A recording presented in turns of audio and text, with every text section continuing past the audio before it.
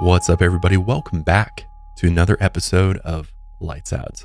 This story makes me just feel disgusting. Just the grimiest individuals. The Children of Thunder.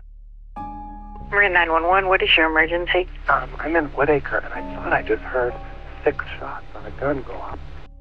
My tenant's mother and her boyfriend, I guess. Okay, yeah, we have officers on the way out there.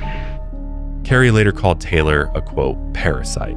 Taylor pulled her neck back and he said, "Spirit says you get to watch and know it's real." And he slit her throat.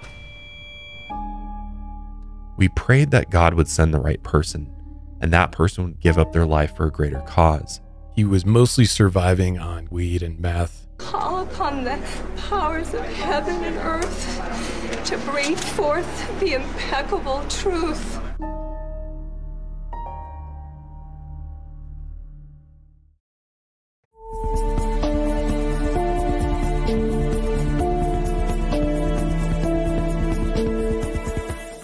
Lights out, everybody. What's up, everybody? Welcome back to another episode of Lights Out. I'm back in the studio with the boys, Austin. Yeah, what up, man? What up? And Daniel. How's it going, everybody? Today we got a crazy one for you. I mean, we always have crazy episodes here at Lights Out, but today this story makes me just feel disgusting. Yeah. By the end of it. A lot to unpack. Just the grimiest individuals. The Children of Thunder.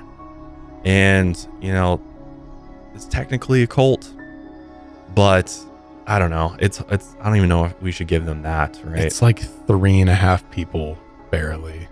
And they don't exist for very long. No. Before things go very, very wrong. And what's interesting about them is the leader, Glenn Taylor Helzer, a devout Mormon. Yeah. For most of his life. And he just gets to a point where he's like, the Mormon church is doing it all wrong. Yeah. He's like, they're not doing enough. Yeah. I need to like double down on this. We need to take this to the next level. Yeah. By any means necessary. Yeah. And it kind of shares that, common cult perspective of like, Jesus is coming back, apocalypse is coming. It's like, we got to get ready for that. We got to get as many people on board with the mission here. That is a lot of cults. That's like, it always goes to that. Yeah. The second coming of Christ, only the most devout people will be saved, and we need to prepare. By any means necessary. Yeah. And those means are typically brutal and awful. As is the case with this particular story. So buckle up for this one. This is a wild one and not a very well-known one, I feel like. A lot of people haven't heard of the Children of Thunder or the Helzer brothers. Yeah, this was new to me when you dropped it on the list. I've never heard of it before. So this episode of the podcast is brought to you by Raycon, Care of, and Rocket Money. Thanks to them for supporting our work here at Lights Out. But let's go ahead and just dive into things here and begin by talking about the early years of the Helzer brothers. So Mr. Glenn Taylor Helzer was born in Lansing, Michigan on July 26, 1970. He was raised in a middle-class family of devout Mormons. His parents were Jerry Helzer, who was an insurance salesman, and his wife Karma, a physical therapist. Glenn usually went by his middle name Taylor, and that's how we'll be referring to him throughout this episode, is Taylor. He was the oldest of 3. His siblings were Heather and Justin, who was 2 years younger than him. His family moved around quite a bit growing up, from Michigan to Georgia to Texas, and eventually to Contra Costa County in Northern California. Growing up, Taylor was known for his charisma, as many cult leaders are known for.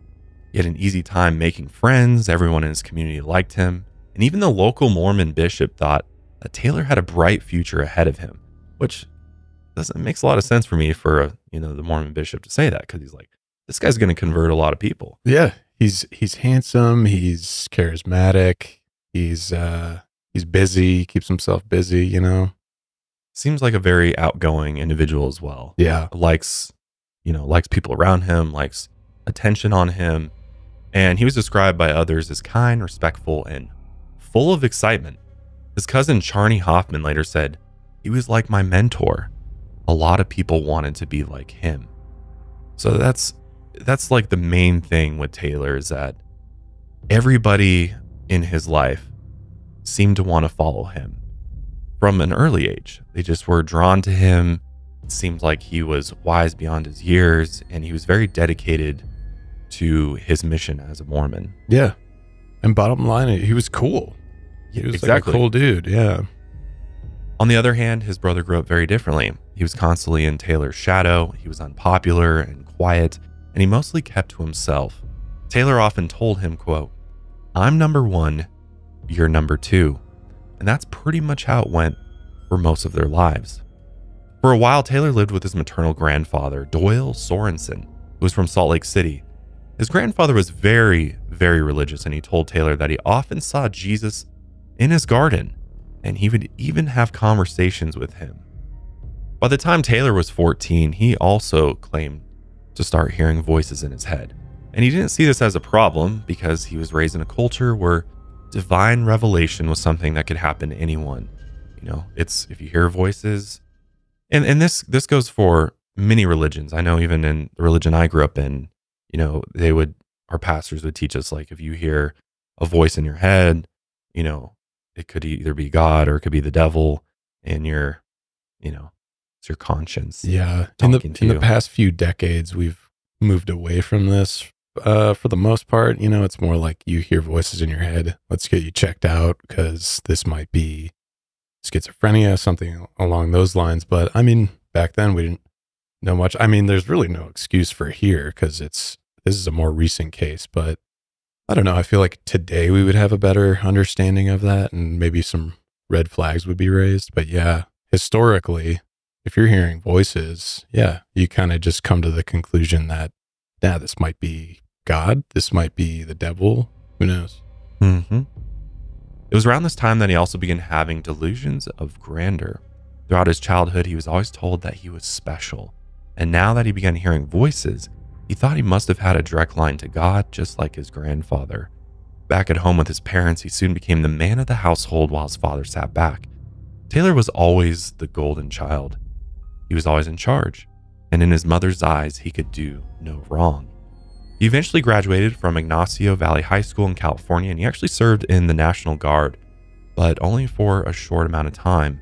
Coming from an isolated Mormon background, he was shocked to see a lot of the other men drinking, smoking, and having sex outside of marriage. And according to the Mormon Church and the writings of Joseph Smith, these are considered sins. So Taylor tried to convince the other guys to give up their habits and turn to God. He actually was able to convert a few of the young men, but most of them just ignored him. As many Mormons do, around the time you turn 19 years old, he went and served as a missionary, went on his mission, and he was assigned to go to Brazil for 2 years. Missionary work is a rite of passage in the Mormon Church, and while he was in Brazil, he used his charisma to spread the teachings of the Mormon Church. He had bonded with his missionary partner, Jonathan, whom he had to spend every single day with. Jonathan noticed that Taylor would stay up late into the night, diving into the Book of Mormon and the teachings of Joseph Smith. Some of the local Brazilians began idolizing Taylor.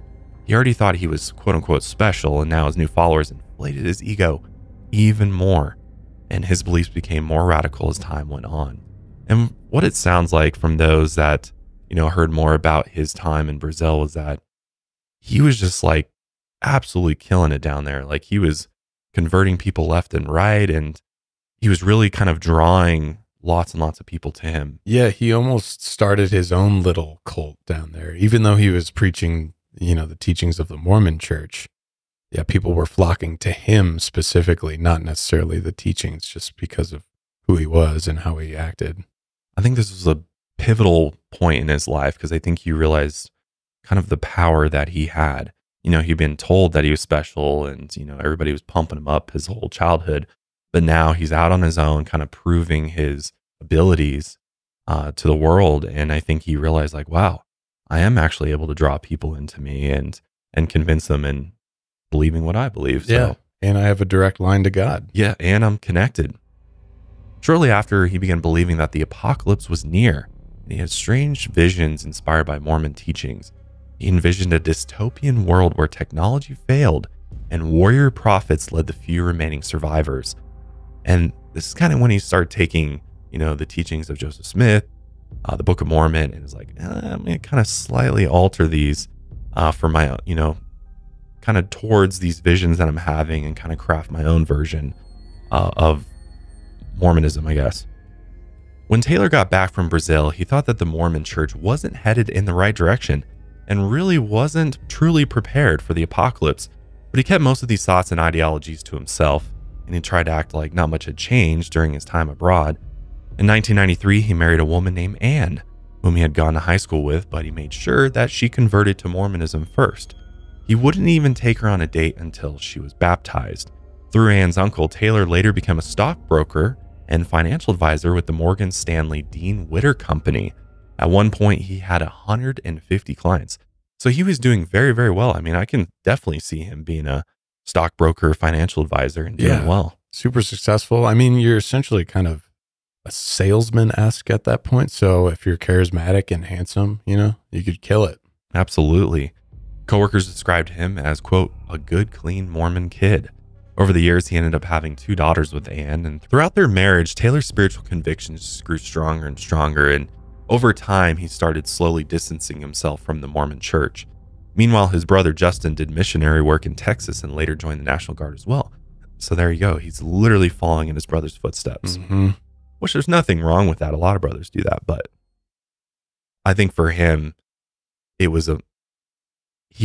felt that this is what he had to do. There was no other option outside of following what his brother wanted. Yeah, because I followed a lot of my brother's stuff because he's 5 years older than me. So like getting into drums, that was my brother at first and stuff like that. But at some point, paths diverge. You're different people at the end of the day. Yeah. And it's like once you start getting your own personality and your own passions and stuff, so that's one thing to note definitely here is that I don't think they ever kind of left each other. Justin was always latched on. Right. And it doesn't help that Justin was watching Taylor have all of this success too. Right. I think when an older brother is successful and doing maybe the things that you want to do, and they're kind of living the life that you want, it's much easier for that younger brother to kind of copy every move, right? Definitely. Because they're like, oh, here's the formula for how I get that. I'm going to do everything that Taylor did, and I'll end up, being this right. big, great leader and have a family and all these different things. Justin also started studying for an Associate of Arts degree at Diablo Valley College, and he later became a cable installer in Texas. The Helzer brothers stayed in touch throughout the years, and when Justin saw that his older brother was changing, so did he. Justin always struggled with the sense of identity since he was young, and he's just following in his brother's footsteps and not really creating his own path at this point.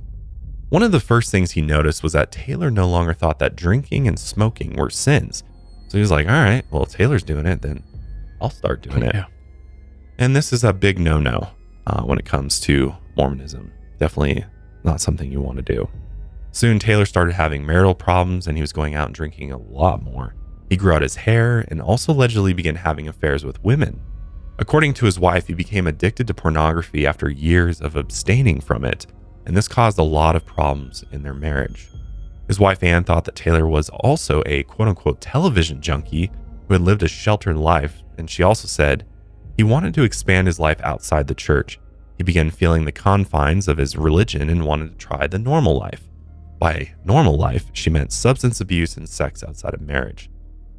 Which this isn't totally surprising. I mean, when you grow up, I can kind of relate to that personally from being, kind of sheltered and, following a certain set of rules for a long, long time. And then you leave that, you do have this sense of freedom of like, oh, I'm, if I don't believe that I'm sinning now, then I can do whatever I want. Yeah. You definitely start diving into things that you previously were like, I absolutely can't ever do that, whether it's, drinking or porn, I guess, or, whatever it may be. It's like, I think we're all, as human beings, we want what we can't have. Right. And so when that wall's brought down, you're like, oh, let me just see what this is about. But it can be dangerous for sure. Because you can go overboard with it. Yeah. It's one of those cases you've been suppressed your whole life. And then once the cage is open, you kind of become a wild animal. So that's kind of the case here. And it's also, early 20s where a lot of people are experimenting with things. Right. So it's just kind of normal behavior for this age. But eventually, all of this led to Taylor completely abandoning his wife and 2 children, which just is unbelievable. Yeah. They separated in June 1996, and Taylor just went off the rails at this point. He just started going out clubbing, raving. He was abusing marijuana, cocaine, ecstasy on a nightly basis, and he began diving into more self-help concepts. So he's still like, it's interesting that he pivots from, this very, kind of strict regimen, this religion, and then he's kind of still looking for guidance in life, right? Yeah. Isn't that kind of what happens? I don't know. We both grew up very religious, and there is, after you kind of leave that structure, you do kind of have a little bit of a void that you want to fill. So you just have to find what is that? What healthy thing, hopefully healthy thing, can I fill that void with? But I think some people fill it with unhealthy things. Right. Those vices really come in strong. Yeah. But then at the same time, I don't think the questions that you had before that you maybe believed were answered, those come back, right? Right. Like, what's the point of this? What happens when you die? Yep. And as a human, you're just like, I need to know the answers to this. So I'm going to keep searching for them. At least that's for me. Not all people go that way. But for me, I was like, I still want to know, if it's not this, then what is it, right? Right. Yeah. And so I really went into like learning about a lot of different religions and spiritual practices. And, I got really, really into Alan Watts, like, was a huge help to me, and really, really kind of learned a lot about myself through a lot of his lectures and listening to that over the years. Nice. And also just like motivational videos on YouTube. Like I would go to work, and I worked in kind of like a call center help desk type environment, and I would just like listen to motivational videos all day long, like, just be a bunch of different people, whether Tony Robbins to Jim Carrey, I think, has a lot of interesting things to say. And just about different ways of living your life and self-empowerment type stuff. And that really, really helped me a lot. Nice. Yeah, there's a great podcast I always listen to called Secular Buddhism, and it kind of helps you. It's like, it doesn't really matter what your religion is. You can just listen to that and apply the concepts of Buddhism to whatever religion that you're already a part of, or just wherever you are in your life, which I love that concept, where it's like, no one's trying to convert you into this. No one's trying to dump the doctrines and dogmas and get you all confused and hyped up and militant about your religion. It's more just like, hey, here's how to apply these concepts to your everyday life. So I appreciate that. Yeah, that's great. I do think there is another possibility here when you do, in Taylor's experience, growing up as a Mormon and being very devout and going on mission and all these things, when you do kind of stray away from that, I think you can go more the route that we go, where it's just like, I'm cool with that, just not for me. I want to explore other ideas. But I think there's also a possibility that you can go down a much more extreme path from that. You go like the rebellious, violent route. Right. Yeah. The angry route or the controlling route. Yeah. Because Taylor was really angry with the Mormon church, like, and he ultimately wants to bring this down. Yeah. Like, he's like, they're all, all the people at the top, they're all hypocrites. They're not doing things right. They're not taking this as seriously as they should. So I'm going to be the one to lead, sort of this new sect of Mormonism into the future that's ultimately going to save everybody, right? Yeah, and that's good to point out, because it's not like he's not just trying to leave the church. In the back of his mind, he's like, how do I take over the church? Yes, it's a takeover. Yeah. So the Helzer brothers, they're still curious with their spirituality and the meaning of life. So they joined this self-help program called Harmony, and they had this impact training that they did. And it was actually introduced to them by their mother, Karma, which is interesting to think about because both their parents are super devout Mormons as well. So they kind of have this little side self-help spirituality going on, tangential to the church. So she ended up encouraging her whole family to check it out. The leaders of this self-help program quickly indoctrinated Taylor and Justin into the community. The goal was essentially to raise self-awareness. The only important thing was understanding yourself on a deeper level and being true to yourself. And according to this training, there is no right or wrong.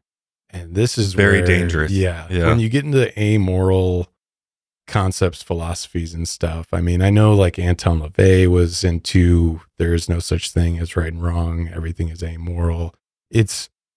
I like it from an objective standpoint, but I do not like it in the minds of dangerous people. Yeah, right. So the members of this self-help group, they were often encouraged to reveal deeply personal information to other members of the group, and the leaders would mock them over personal embarrassments. So if the leaders thought that a woman was overweight, they would make them wear a cow costume and a bell around their neck. If a woman revealed that they were sexually abused, the leaders would then laugh at them and call them a, quote, slut. If anyone tried to protest against these really aggressive programs, they would just threaten to kick them out. And I guess these members were just so addicted to this, and they thought that it was working so well that even just threatening to kick you out of the group, they were like, please don't, I'll just go along with this. So it's almost a cult in its own right. Exactly. And they claim that the concept of this program was to make the members hate themselves until they loved themselves. So what a strange manipulative reverse psychology here. Yeah. Each member would spend hundreds of dollars to stay in the group. And seeing that this group was so dedicated and passionate, obviously on the sidelines, Taylor's like, hey, one day I can bend people to my will. And so this is kind of, you see the seeds being planted here. From Brazil to this Harmony Impact training. Kind of puts two and two together. He's like, oh, I'll take what this, Harmony Impact training's doing because it seems to be working really well, and I'll infuse that into my own ideas. Exactly. Yep. As a podcaster, I am a huge stickler for good audio, and over the years, I've had a lot of experience with different audio brands, headphones, earbuds, you name it. I've probably tried every single brand out there on the market. But one brand that I have always raved about and love personally is Raycon. Now, if you haven't tried Raycon wireless earbuds or their headphones or their speakers, they are giving you the quality of audio that you're looking for and that you often find, and sometimes you don't find, in the more expensive brands out there at a fraction of the cost. One of my favorite products from them is the everyday earbuds from Raycon. I love these earbuds because they have passive noise cancellation. They have 32 hours of battery, which is awesome, especially for traveling or commuting. And they have surround sound feature as well. My favorite thing though about these earbuds is the audio quality is really next level for the price point. The bass is amazing. The mids are great. No matter what type of music that you listen to, these just sound absolutely amazing. And, if you're a podcast listener, having a great pair of headphones is essential, especially for our show. What's awesome about Raycon is that they don't outsource the design and development of their earbuds. They're a small but mighty team of design audio engineers cut their teeth at brands like Bose and Peloton. Plus, you can get a pair and a spare and still pay less than you would with some of those other more big name tech brands out there, which is awesome. Raycon knows that in this economy, every purchase needs to be perfect. They offer buy now, pay later options, pay as low as $18 at checkout. And they're also now offering 2 years of product protection insurance for just a few bucks. They offer free domestic shipping or can ship internationally for a flat fee. They have an easy and free return guarantee, and they have over 50,000 5-star reviews. These are just so comfortable. I wear these when I fall asleep at night. Oftentimes they're still in my ears when I wake up, and best of all, my ears are not aching in the morning. I love my Raycon wireless earbuds, and I know you will too. Go pick up a pair by clicking the link in the description box or go to buyraycon.com/lightsout15 to get 15% off your Raycon purchase. Again, go get your pair, click the link in the description box, or go to buyraycon.com/lightsout15 for 15% off your Raycon purchase. So meanwhile, in 1998, Taylor met a waitress named Carrie Mendoza at a local restaurant. He thought she was pretty and she thought he was handsome. And as they talked, she reveals a lot about herself and admitted she had a tough childhood and had just gotten out of an abusive relationship. So what does any good manipulator do? Boom. He starts thinking, how can I take advantage of her vulnerabilities. So he leaves his business card and credit card on the table, plus a note telling Carrie to, go buy something nice for yourself. Carrie ended up not using the credit card because she was, people just random strangers giving you credit cards. That's a whack move, isn't it? Yeah, that creeped me out. Yeah. But she did end up calling him the next day, and they started dating and eventually moved in together. Justin, the brother, also moved in with them, and they would have a few roommates moving in and out at any given time at this house that they moved into. Carrie loved living with her new boyfriend. Taylor would shower with her affection, tell her how pretty she was, the classic love bombing. Around the same time, he left his job as a stockbroker after having a mental breakdown. He wouldn't shower for days and claimed he often spoke with God, and his behavior kept getting more and more strange. He was actually later diagnosed with bipolar disorder, which ended up putting him on disability. Some thought that he might have been faking this to collect money from the government, and he did later admit that he was faking it. But one of his psychiatrists later said that this diagnosis was absolutely real, and the only reason Taylor claimed that it was fake was because he was embarrassed about the diagnosis. Weakness in his mind. Right, exactly. Yeah. And it's like, how am I going to lead a cult if people know that I have a mental illness, right? So he's like, nah, I was just faking it. Right. Yeah, sure. So, yeah. Soon, he was excommunicated from the Church of Jesus Christ of Latter-day Saints over his drug abuse. If you think about it, his drug abuse probably contributed to a lot of this mental illness. And by now, he thought he was a prophet delivered by God, and he would be responsible for initiating the second coming of Jesus. So, initiating the second, he's going to bring it on. Soon, he urged Carrie to go through the Harmony Impact program herself. She later claimed that the experience was overall positive. She was interested in Taylor's ideas, but she wasn't fully indoctrinated yet. Back at the rental house, Taylor, Carrie, and Justin lived with a few other roommates to save money, and Taylor made all the rules. Justin and Carrie worked full-time just to support him because he wasn't working. To make even more money, Taylor then convinced Carrie to send nude pictures of herself to Playboy to get a shot at becoming a model.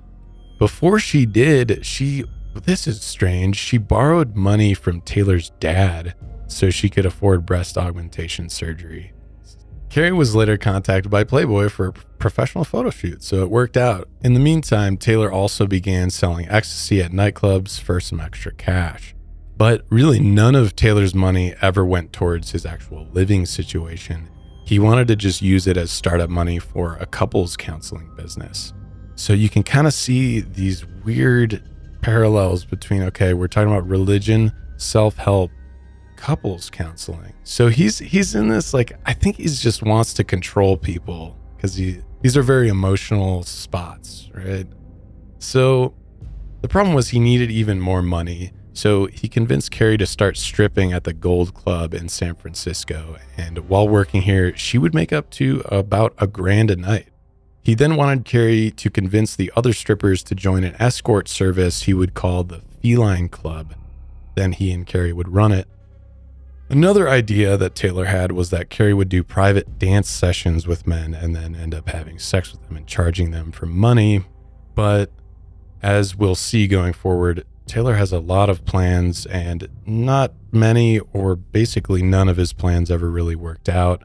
Instead, Carrie did end up actually having sex with another man, and Taylor was furious, but not because she cheated on him. He was pissed because she didn't charge the man for it.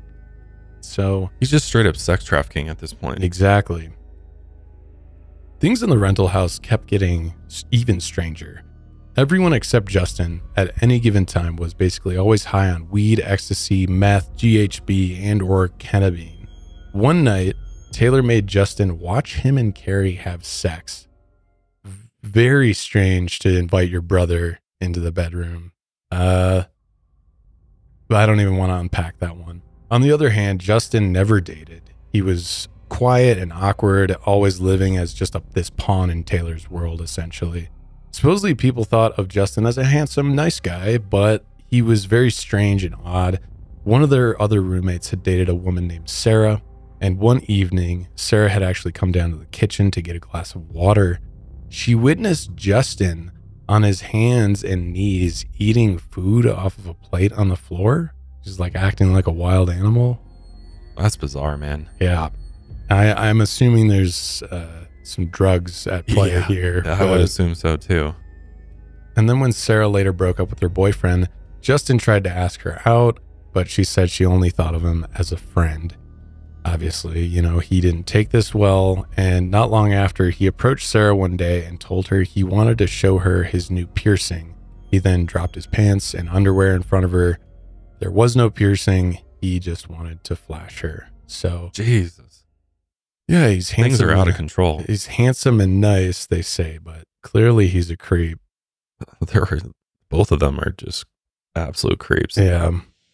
Meanwhile, amidst all of the partying and sex trafficking that Taylor's doing, he's also concocting big plans for the organization, and he named it Transform America. The idea was heavily inspired by that self-help organization, Harmony Impact Training, which I looked very far and wide to try to find any evidence of this thing. It's been scrubbed. I'm like, it's gone. Yeah, it's very hard to find anything about it, probably for good reason. Yeah, I would assume so. Manipulation, self-help. Mm-hmm. The core structure of his organization was that there was no such thing as right or wrong. The concept of good and evil was a, quote, primitive belief system. That's no good. His goal was to establish themselves in a small town, and he wanted to add orgies and drugs to it. The town would then give Taylor 1% of their tax revenue because they loved him so much. I mean, you can just see the delusions are just... And I'm assuming, I don't know, I'm totally assuming that he's high thinking of these stupid plans. I can definitely see that. So then he'd use that money to establish Transform America in another town, and then he'd just keep on spreading it around. And this was all to prepare the world, get this, for the second coming of Christ. Which is just like, what? How? Do you even know the story of the second, like the rapture and the everything that falls? I'm just like, this makes no sense whatsoever. How is you setting up shop across the world, like preparing anybody for the second coming of Christ? I don't get it. I don't think that's what Christ would want you to do. Yeah. I hate to break it to you. But of course, he needed more money. He needed $1 million in order to fund this project of his. So Carrie needed to keep on stripping. And then he planned on setting up a meth lab in the garage. Here we go. God. This is when Carrie and the rest became worried. I mean, whenever a meth lab gets set up, nothing good ever falls. No. Like, this is just bad news. A meth lab was not only a health concern, but they worried about it attracting the police's attention. Taylor's meth lab plans were soon shut down by the others in the house. They're like, no, you cannot be Walter White here. Yeah. And I'm glad. I mean, clearly they were letting some strange, odd behavior go on in this house, but I'm glad that they drew the line at a meth lab. Yeah. God. So then Taylor, of course, he's like, all right, we're not going to do the meth lab. Here's the next plan. He wanted to take Carrie to Mexico so they could lure underage girls into a sex ring. He would teach them how to have sex, and then he would disguise them as sandwich delivery girls and send them to seduce some of his old stockbroker acquaintances. That is so vile and evil. What on earth? Taylor would then secretly videotape them and then blackmail them with a $50 million lawsuit. And this was how Taylor planned on funding his new ideas. But of course, this plan has no basis in reality or any sense of ever coming to fruition. I mean, it's just absolutely insane. I think maybe his confidence, his ego got huge because he's like, oh, I can kind of like see that I'm manipulating Carrie into all this and I can traffic her. So why not just traffic a bunch of people? Right? Mm-hmm. Taylor and Carrie did eventually go down to Mexico. They actually popped down to Tijuana, and they were there to pick up some street Rohypnol, which Rohypnol is a benzo used to treat severe insomnia and assist with anesthesia. It's also, I believe, the date rape drug, roofie. So it's very powerful. When Taylor began sketching up the structure of the cult, or what he called his self-help program, he made it similar to the Mormon church hierarchy. At the top was the president and his two counselors. Obviously, Taylor would be the president and Justin and Carrie would be the counselors. But Carrie soon began to pull away from Taylor. She had been against the meth lab, and now she had stopped stripping to make him money, so Taylor began pushing her out of his big plans. Carrie later called Taylor a, quote, parasite, which I think is a nice way to put it. Yeah. Meanwhile, her modeling career was about to take off as Playboy contacted her to come to LA for another photo shoot. And she began to focus more on her career and less on Taylor and his half-baked ideas. So Taylor, he realized Carrie's distancing herself. He needs to find someone else who's loyal. So he quickly found a replacement for his second counselor position. Her name was Dawn Godman. And he found her out in Walnut Creek, just a few miles from him. Dawn had grown up in the Sierra and Nevada mountains, far from any city. She was a lonely kid growing up. Her mom had put most of her time and attention into Dawn's dad, who was chronically ill. She spent much of her childhood alone. She would go and wander through the woods surrounding her home. Very lonely upbringing. And by the time she was 17, though, she got married. A year later, she ended up giving birth to a son. But not long after that marriage failed, she got a divorce. And she started studying to become a nurse. She then got a job at a nursing home, but she began abusing drugs in her spare time to deal with stress. Her drug abuse consumed her life. She ended up losing her job. Her ex-husband got full custody of their son. She also lost her home, and she was even living in her car for a while. One night, she tried to overdose and end her life, and as she was in recovery, she was checked into a mental health facility for 3 days. And during this recovery, she was given a copy of the Book of Mormon. She dove into it and joined a local LDS church. And here she found, a nice sense of community. She had grown up so isolated. She had gone through a lot when she was pretty young. And so must be nice to see this sober community of people who are very accepting. And the people around her seemed to genuinely care about her. So by 1998, she was an official member of the church, and she had gotten her life together enough to where she could actually see her son on the weekends. But just as she's getting her life together, she ends up meeting Taylor and Justin Helzer. They met at a singles function organized by the Mormon Church, and the theme was a murder mystery dinner party. I know that the Mormon Church, they set up functions here and there just for people to come hang out, social events and whatnot. And obviously a lot of these in the Mormon Church, I know people get married very young. Yes. And marriage is a big emphasis in the church, especially at a young age. So knowing that Taylor and Justin knew this, they're probably going into these functions being like, let me find a vulnerable single person. Absolutely. Who's like this was desperately targeted. looking. Yeah. They knew what they were doing. Well, and the other interesting thing too that was said about Taylor after, Carrie started like dissing herself and kind of like going off and doing her own thing was that Taylor did not want to kind of like bring other pretty girls, model-like girls into his group because he realized he's like, oh, they can go off and model. They can, they may stray more easily from the group as opposed to finding somebody who's maybe in his eyes, not as pretty or, doesn't have as much going on in their life. And I really think that's why he went to this singles event and ultimately targeted Dawn. For sure. And obviously by now, the Helzer brothers stuck out like a sore thumb. They had long hair. They wore all black clothing, which if you've ever seen a group of Mormons, they don't not wear all like black. Yeah, not at all. So while the other Mormons were dressed in what Dawn later said, suburban starch shirts and chinos. And that's exactly how you got the literal brothers from hell showing up. Yeah, right. God. So Dawn, she kind of takes interest to them. Like, ooh, they look unique. They don't look like all the other guys. Let me shoot my shot here. Yeah. So she goes and introduces herself to the Helzer brothers. And Taylor used his charm to quickly become friends with her, as he always did with everyone who he came across. They talked about philosophy and, quote, living one's life in alignment with God. Yeah, I guarantee you he made sure to drop that line to me. It's like, oh, I know this is a Mormon event, so I'm going to sell this like religion thing that I'm also still in line with, even though he's totally absolutely full of it. not. Yeah. And not long after that, Taylor eventually wore her down. He used her vulnerabilities against her like he always did, and he sold her on this idea of transform America. She eventually believed that Taylor Helzer and Jesus Christ were actually brothers. I don't know how you would think that, but that is supposedly she was convinced that maybe spiritual brothers. Yeah, As far as biological brothers, that makes zero sense. But Taylor would be alive for thousands of years. Yeah, I guess. Maybe he convinced her of that. But yeah, if he's some form of deity or something, I don't know.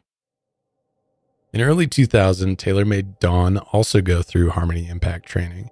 Then he officially invited her to be the second counselor for his program. Taylor, Justin, and Dawn ended up setting up these secret private meetings in the rental house, and they aggressively started to exclude Carrie. It wasn't long before Carrie eventually just said, "Hey, I'm out." She packed her bags, headed to Southern California. She took on the stage name Carissa Fair and later became September's Playboy Playmate of the Month. You know what? Good for her. Imagine if she had stayed. yeah, and got wrapped up into what a mess they're about to get into. I'm glad she got out of there. Meanwhile, Taylor indoctrinated Dawn into his radical ideologies. He got her to believe that anything and everything was acceptable as long as it served the goal of creating an earthly paradise, which we'll see the contradictions of this statement a bit later. Transform America was basically all that mattered now. In the new year, Taylor began convincing Dawn to dress in see-through mesh tops. He convinced her that his own sexual pleasure was a way to achieve paradise on earth. Justin had New Year's resolutions for himself too. In his journal, he planned on becoming a, quote, a driver, a sexual lover, and a druid. Oh my God. What the fuck? I mean, I get the druid comes from Dungeons and Dragons. Yes, it's a class. Yep. You know, role-playing game. But I didn't understand. Is he talking about he wants to be a druid in D&D? Are they playing D&D? Do they have a They played as kids, so maybe they're still playing D&D. That's crazy. They have like the same campaign they've been running for like 15 years or something. But strange. Also, what a weird goal of I want to become a driver. Yeah, a driver, a sexual lover, and a druid. Okay. He's kind of living in fantasy world at this point. Yeah. So one day, Taylor saw that Dawn was completely loyal to his cause, and he told her they should go for a drive. While in the car, Taylor told her that he had recently heard the voice of the spirits in his head. They told him it was finally time to reveal the big plan to her. He drove her over to the LDS temple in Oakland. He said they were on a sacred mission, and he believed that if they were on LDS property, the angels would protect them. He didn't want Satan listening in to their conversation. He told her everything there was to know about his plans for Transform America, and he told her that he was a prophet sent by God. The end of the world was approaching fast and they needed to act now. He explained that they would possibly need to kidnap people and kill them in order for this plan to work. There were sacrifices that had to be made in order to prepare for the second coming. By that point, Dawn was fully committed to Taylor. He asked her if she'd be willing to kill in God's name, and she told him she'd, quote, consider it a blessing.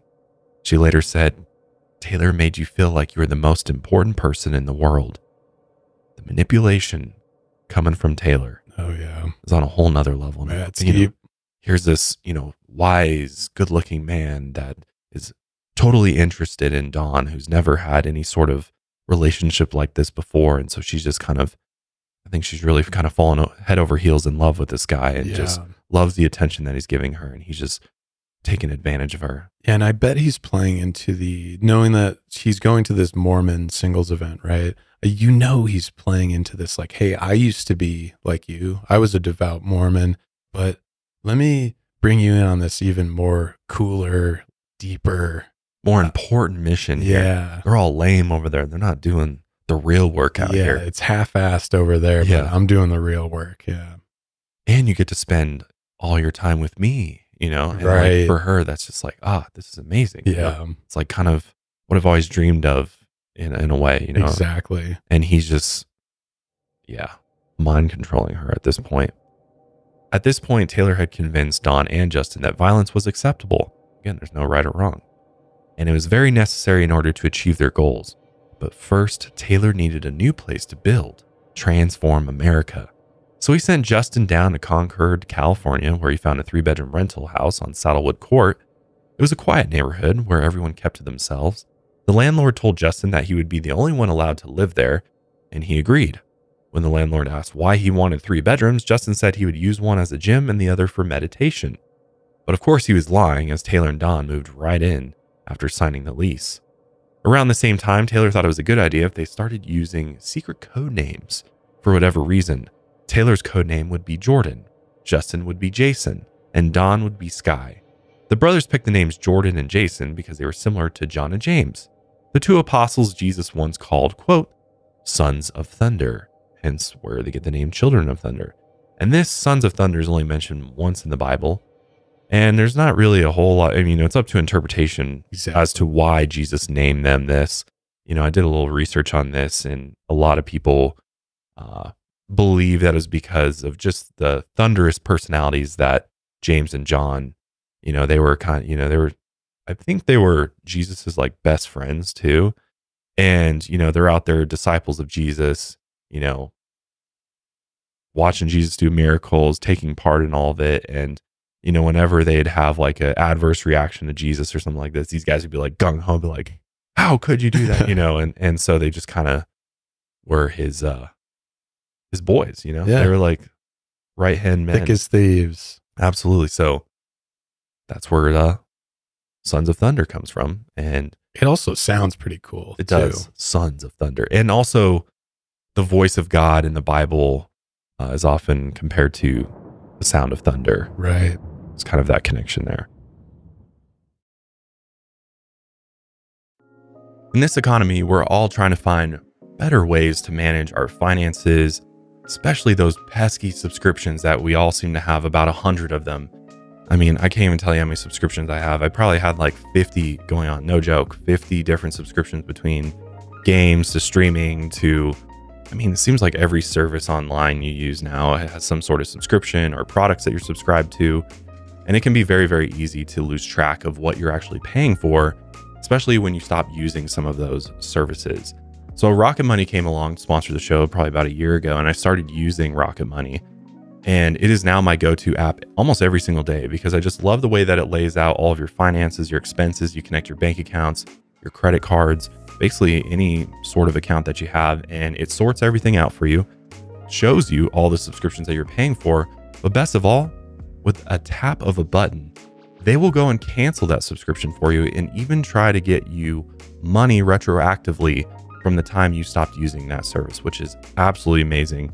So in short, Rocket Money is a personal finance app that finds and cancels your unwanted subscriptions, monitors your spending, and it even helps lower your bills. I really love the bill feature that they have because all you have to do is take a picture of your bill and send it to Rocket Money, and then they will go and try to negotiate your bill and get you a lower rate. So like I did this with my Xfinity internet, and I think they're able to knock off like $20 a month off of my bill. And it was super easy to just use my phone, take a picture, send it off through Rocket Money, and they did the rest. I literally didn't do anything. It also monitors your credit, which I absolutely love. And I just am looking for simplicity in my life. I'm looking for things that make my life easier. And Rocket Money has done that for me financially. And I know it can do it for you as well, because Rocket Money has over 5 million users and has helped save its members an average of $720 a year with $500 million in canceled subscriptions. So stop wasting money on things you don't use. Cancel your unwanted subscriptions by going to rocketmoney.com/lightsout. Let them know that we sent you over at rocketmoney.com/lightsout. But still, Taylor had a big problem. He needed more money to get this self-help organization off the ground. So instead of like getting a job or continuing work as a financial advisor or doing anything legal, he's like, how about we kidnap some people? God. And he's like, oh, I've got a list of people I could kidnap who also have money that I had worked with as a stockbroker or financial advisor. And the plan was to, after they kidnapped them, they would then extort them and transfer their funds into an intermediary bank account. And from there, they would transfer it to Taylor's bank account. And they thought that, oh, if we just move it to one account, then to my account, we'll be good. Nobody will ever know. So stupid. That is so stupid. All their plans are just... Which is very surprising to me considering he worked in the financial industry. Right. How the hell did he not know that that was going to be red flags all over the place? I know. Has the drug use just rotted his brain or something? Or like, I also don't understand if he claimed, oh, I had 150 clients while I was a stockbroker. Where did all that money go? Yeah. Did you burn it on ecstasy and cocaine clubbing every night? Like, is that what happened to that? Because this guy clearly isn't even good with his own money, which is kind of ironic, right? Yeah. Scary when you're managing other people's money. Right. So the plan was, once the money had been transferred to his bank account, they would just kill all the kidnapped victims. Great plan. Solid. So awful. They'd also kill the person who opened the intermediary account, because that's not going to raise any red flags either. But the first problem they ran into was finding someone who had opened the account in their own name, and then trust the Children of Thunder enough to give Taylor all the money in the end. Like, how do you even go about doing this? Right, because they could just deposit the money and then be like, peace out, it's mine now, right? So they're like, obviously Taylor's getting his gears going for, he's like, okay, got to find somebody else now, got to turn on the charm again, got to lure someone else and become loyal. Which is an easy task for him. Yeah. So he believes. So what he does is he goes to a club, he's selling drugs to probably just get by. And so he starts selling some ecstasy one night at the club, and he runs into a young woman named Selena Bishop. Selena's father was a famous blues guitarist, Elvin Bishop. He actually wrote his hit song, quote, "Fooled around and fell in love" after meeting Selena's mother, Jennifer Villerin, who went by Jenny. A few years later, Jenny gave birth to Selena in 1977, and by 1980, Jenny and Elvin separated. Selena mostly lived with her mom, and they moved around a lot, but she still kept in contact with her father. When Selena was in school, they mostly lived in Marin County, just north of the Golden Gate Bridge. To make ends meet, Jenny worked as a housekeeper, a nanny, and also ran her own jewelry business on the side. This is how she met a man named Jim Gamble, and they started a relationship. When Selena was a teenager, she worked as a waitress at the Two Birds Cafe. In her teen years, she grew an interest in partying and going to raves, and this is how she ends up at the club that night in April 2000. She went to an underground nightclub and went searching for some ecstasy, and who did she run into? Mr. Taylor Helzer. But, of course, he's not going by Taylor, he's going by the name Jordan. And Taylor turned on his charm as always. Again, he's 6'5", he's got long dark hair, a nice smile, and he knew how to use his looks and charisma. And Selena fell right into his trap. After this encounter they had, they started going out on expensive dates. But he would never tell her where he got the money from. Selena assumed it was from dealing drugs, and Taylor ended up love bombing Selena as well, and soon enough she was obsessed with him. But the relationship would only go so far. Taylor never wanted to meet any of Selena's friends or family. Even when she tried to send them a picture, he refused. He said he was connected to a drug ring with dangerous people, so he had to keep his identity a secret.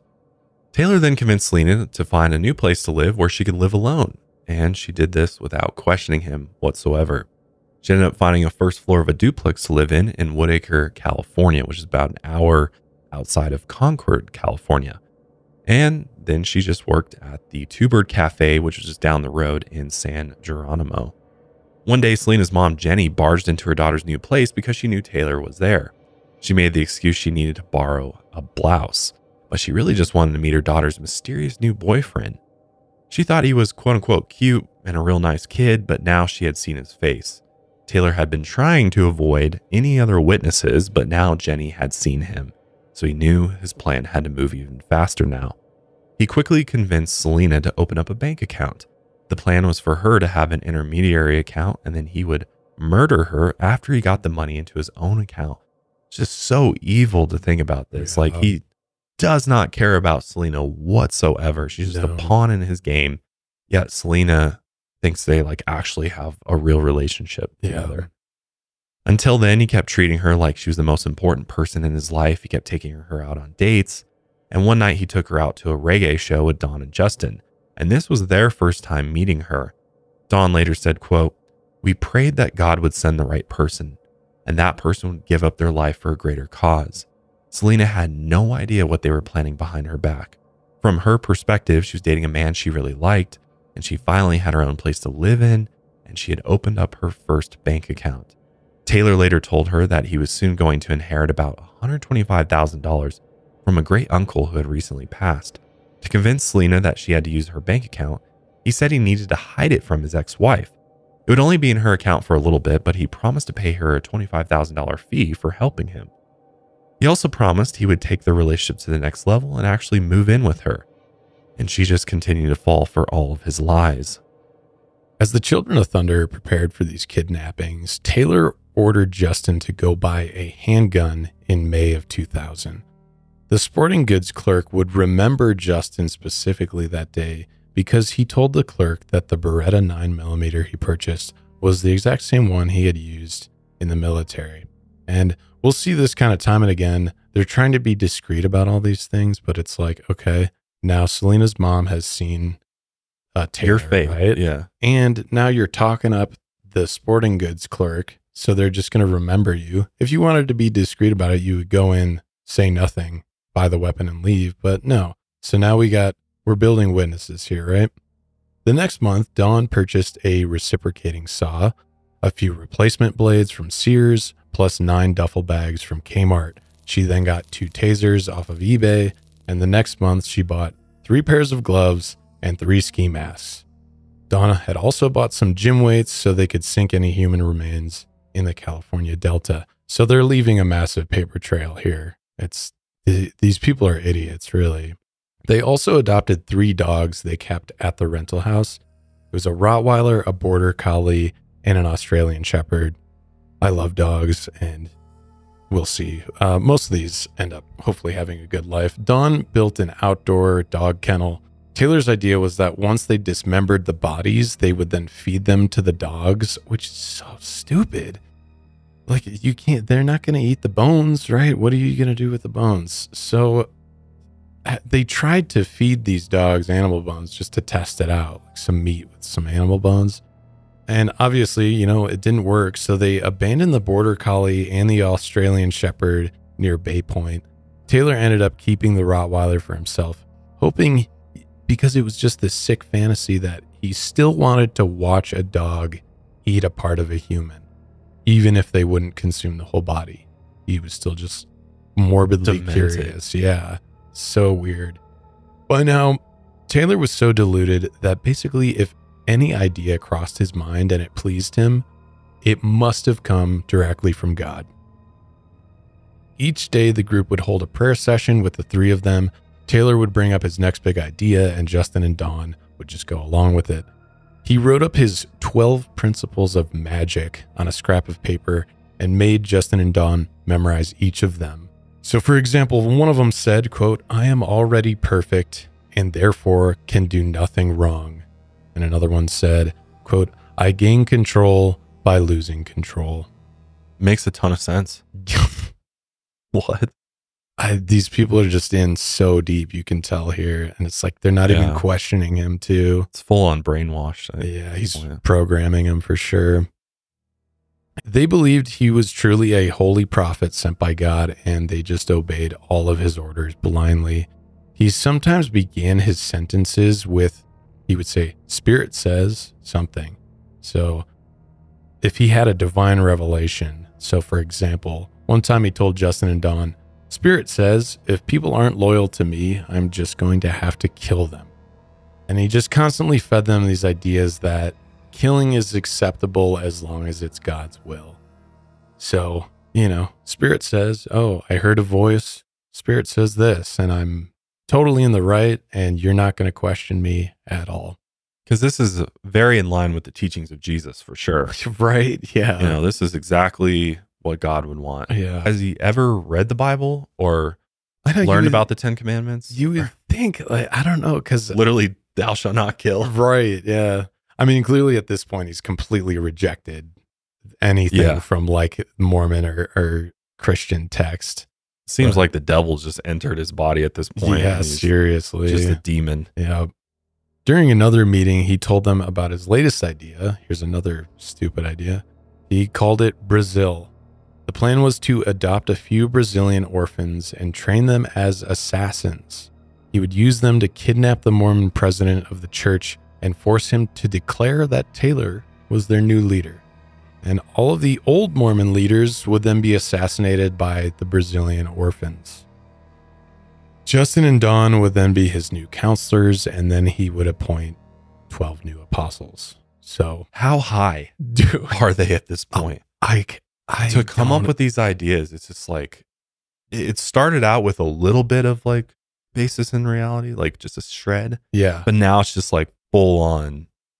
I can just see just these drug-induced rants that he's going on. He's on a different planet at this point. Plane of existence. Yeah. Like, also, why specify? I don't understand the specifying Brazilian orphans. Like, they specifically have to be Brazilian orphans. He always has this like shred of like logic in his crazy plans. He's like, well, they're orphans, so nobody will care if they're gone or kidnapped. Yeah. It's just like delusional. Yeah, he's gone for and sure. Since when did he become an assassin? Right. Like, how's he going to teach these guys how to be assassins? How do you know how to do this? Right. Yeah, that's a good point.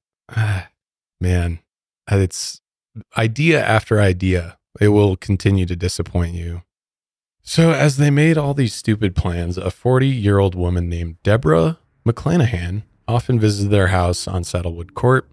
And Debrah had met Dawn at a LDS meeting and then became friends with Taylor and Justin, which is also interesting to note that Dawn is still going to LDS meetings. So I wonder, like, how did they not stick out like a sore thumb then? Yeah. And like, how are you still listening to what Justin is saying and Taylor is saying, and then still going to LDS meetings and like kind of pretending you're still in the church there?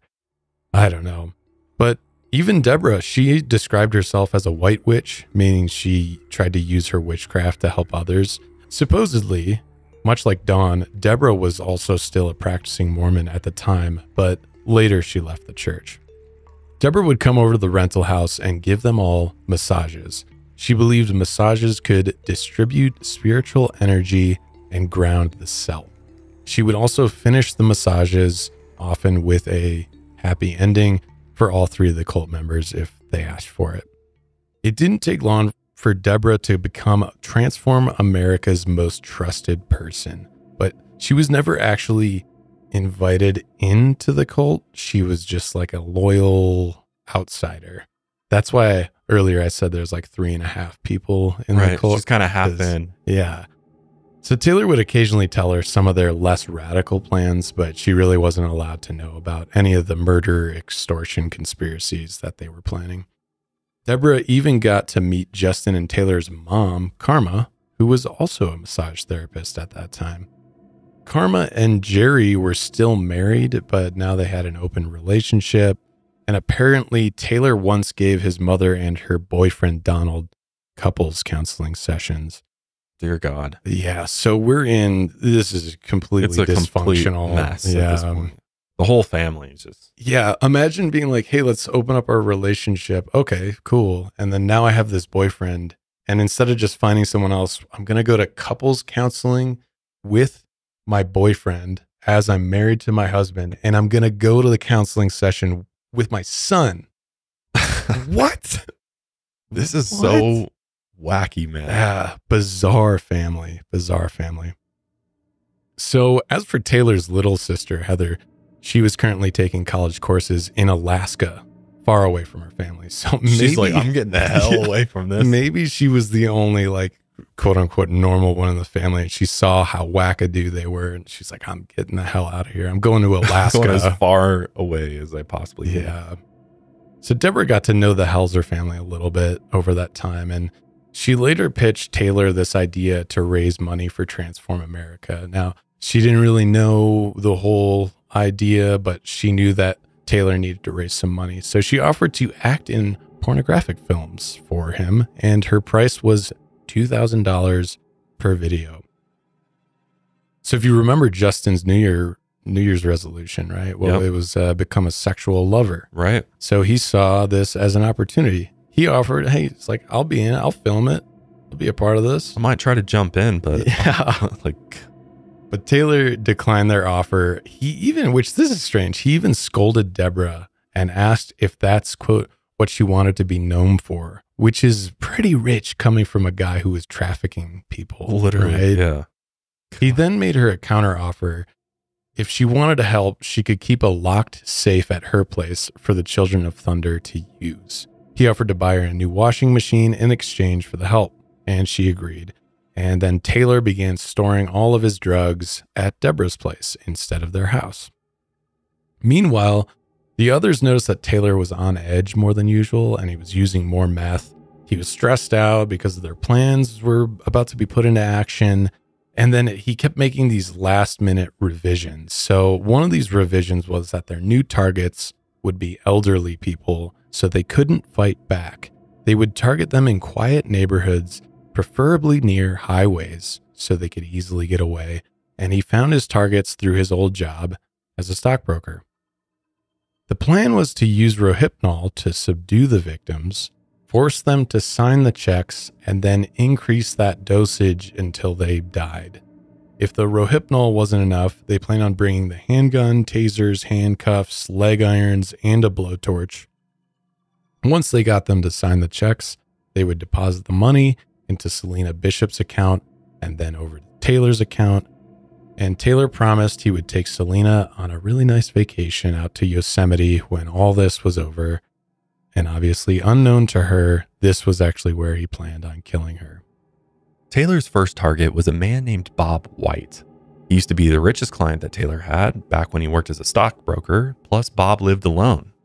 So on the morning of July 30th, 2000, the three members of Transform America woke up, had a quick prayer session, and then in the afternoon, Dawn headed over to Debrah's place. She handed her $100 and asked if she would go to the movies that night and buy 4 tickets to see X-Men. Then they headed to Denny's and ordered 4 meals. She told her to keep all the receipts so that they had a solid alibi. As far as Debrah knew, they needed the alibi for a drug operation they were doing. She had no idea what they actually had planned. Taylor then told Dawn to get a bottle of wine and cigars, and the plan was to pretend Taylor was still a stockbroker and then knock on Bob's door and tell him that Taylor had just made another one of his neighbors super rich, so they just stopped by to celebrate. When they finally ended up going over to Bob's house, they knocked on the door, but no one answered. They didn't check to see if he was in town. As it turned out, he was actually in San Antonio, Texas, thank God, and he wouldn't be home for a while. So they ended up canceling the plan. Taylor then quickly moved on to their next victims, 85-year-old Ivan and 78-year-old Annette Steinman. The couple had met during World War II while Ivan served in the Coast Guard in California. They soon got married in 1945 and had been together ever since. So just the storybook, romance here. Yeah. Whole life together. Their daughter Judy described them as each half of a whole, which is just, it's heartbreaking what happens next. But after retiring, they had plenty of wealth and bought some timeshares in Hawaii and Lake Tahoe. A few years back, Taylor had worked for them as their financial advisor, and since they had a history, Taylor decided to reconnect with his old clients. They even planned a whitewater rafting trip together. The Steinman's other daughter, Nancy, later recalled how patient Taylor was with her father. The Steinman family had no idea what Taylor and the Children of Thunder had been planning. On Sunday, July 30th, Ivan and Annette went out on a lunch date with friends for a few hours. When they got home, they planned on relaxing for the rest of the day. But that quickly changed at around 8 p.m. that night. Taylor, Justin, and Dawn drove over to their house in a pickup truck. Dawn parked up the street out of eyesight, and Taylor and Justin walked towards the Steinman's house. They wore black suits and carried briefcases with their weapons, handcuffs, and leg irons hidden inside. To a passing motorist, they almost looked like missionaries going door to door, but they had long hair and they were smoking cigarettes. The Steinman's neighbor across the street watched the men approach. He also thought they were missionaries, so, he didn't want to be seen by them, so he backed away from the window. When Justin and Taylor got to the Steinman's front door, they rang the doorbell. Their daughter Nancy called them sometime after Taylor and Justin went inside the house. Her mother was short and didn't sound like she normally did. She told Nancy they had a company over and couldn't talk right now. She then hung up the phone. Outside, another neighbor named Risa had gone out on her porch to smoke, and she noticed a woman chain-smoking cigarettes nervously in her pickup truck. This woman was Dawn. When one of Risa's friends showed up, they considered taking a picture of the truck or even calling the police because it did seem suspicious. Moments later, a white van came rolling down the street. It was the Steinman's van that Taylor and Justin had just stolen. They pulled up next to Dawn's pickup truck. From the front yard, Risa and her friend could only hear part of the conversation. But this is what they heard. Dawn asked, "Did you get it?" They couldn't hear the response. Then Dawn said, "I'm right behind you." And the van took off down the street. Unknown to Risa, the Steinmans had been bound and gagged in the back of the white van. Supposedly, Dawn then got out of the truck and approached Risa in her yard. She explained that her friends were just buying weed from a few houses down and she was their quote-unquote backup. Then she took off in the truck. Back at the rental house on Saddlewood Court, Taylor and Justin hauled Ivan and Annette into the house without anyone seeing. They then handcuffed them and forced them on the couch in the living room. Justin picked up the Beretta 9mm, aimed it at them, and sat on a chair across the living room. Taylor explained to them that he desperately needed money to flee the country. Once they signed the checks, he promised that he would leave them handcuffed to one of the beds, and a few days later he would call the police to come rescue them. Taylor then put a mattress in the living room and told the Steinmans to go to sleep. Justin stayed up all night armed with a handgun to make sure they wouldn't escape. In the morning, they agreed to sign the checks. One was for $33,000 and the other was $67,000. Meanwhile, Dawn went and got coffee for everyone, and when she got back, Ivan was even polite enough to thank his captor for the drink. Taylor then decided he would still dose the Steinmans with 6 tablets of Rohypnol.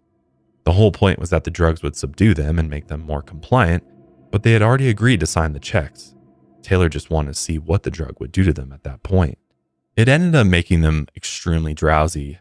Taylor then tried to blow meth up Annette's nose to try and wake her up, but obviously this didn't work very well. So it's kind of unclear, as is a lot of the details of this case, because a lot of different sources out there say kind of different things, different versions of events here. But the sources that we were looking at said that Dawn actually forged the signatures on the checks, but I also saw that they were able to get Ivan or Annette to sign these checks before they got too doped up on drugs. So now that Taylor had those signed checks, he no longer needed the Steinmans, so he dragged them both into the bathroom, and they were both barely conscious at this point. Then Taylor stripped down to his underwear and ordered Justin and Dawn to do the same. He claimed it was so that they wouldn't get any evidence on their clothes. He then put sheets of plastic beneath the Steinmans. Then Taylor and Justin both tried strangling them with their bare hands. A moment later, they noticed the Steinmans were still breathing, so Taylor and Justin just began bashing Ivan's head into the tile floor. Ivan most likely died not from his head being bashed in, but from the heart attack he suffered as a result of the attack. Annette was still alive at this point after being bashed around, so Taylor took out a knife and stabbed Annette twice in the chest, and then he ultimately slit her throat. After this was over, Taylor then ordered Dawn to go down to the bank to deposit one of the checks into the intermediary account. If that one cleared with no issues, then she had to go ahead with depositing the rest. While she was doing that, the Helzer brothers tried cutting up the bodies with that reciprocating saw, but they realized it wasn't nearly strong enough to get through the tissue and bone, so they had to cut away the skin and muscle with knives before sawing through the bone. Then they divided the body parts into separate plastic bags and cleaned up the bathroom. Before Dawn headed down to the bank, Taylor had made Dawn dress up in a lime green pantsuit and a golden cowboy hat. He also made her use a wheelchair. This is another moment of, hey, pure stupidity. Yeah, let's make sure everyone remembers us. Right. His idea was that the more ridiculous she looked, the harder it'd be for the witnesses to identify her, which, again, his logic is completely flawed.